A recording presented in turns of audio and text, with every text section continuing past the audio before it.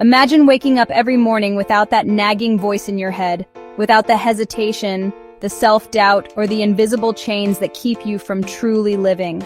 But right now, fear is calling the shots. It keeps you stuck, whispering, "What if you fail?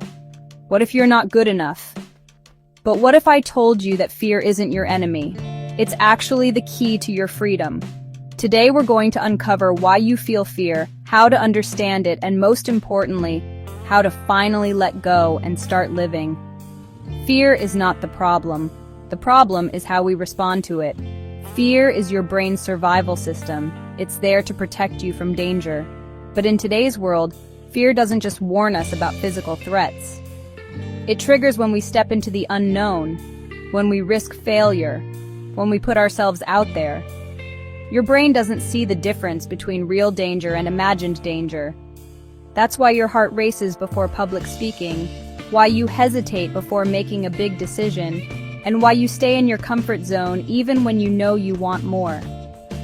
The first step to letting go of fear is questioning it. Ask yourself, is this fear protecting me, or is it limiting me? What's the worst that can actually happen? If I didn't feel fear right now, what would I do? Most of the time, fear isn't stopping you from real danger, it's stopping you from growth. And that's a huge difference. Instead of seeing fear as a stop sign, start seeing it as a green light. Fear means you're stepping into something bigger than yourself. It means you're about to grow. The trick? Instead of saying, "I'm afraid to fail," say, "I'm excited to learn." Instead of "I'm scared to start," say, "I'm ready to try."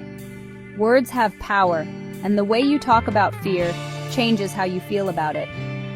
Most people wait until they feel ready before they take action. But the truth is, courage isn't the absence of fear. It's moving forward despite it.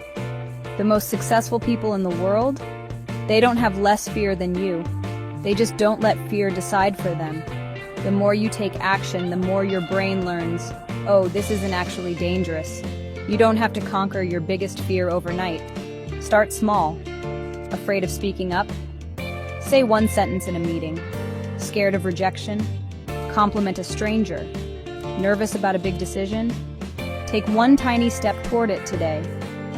Fear shrinks when you face it in bite-sized pieces. Fear thrives on uncertainty. But here's the secret. The unknown isn't your enemy, it's where life happens. When you were a kid, everything was unknown. Walking was new, talking was new, making friends was new, and you did it anyway. The only difference now, you've learned to fear failure.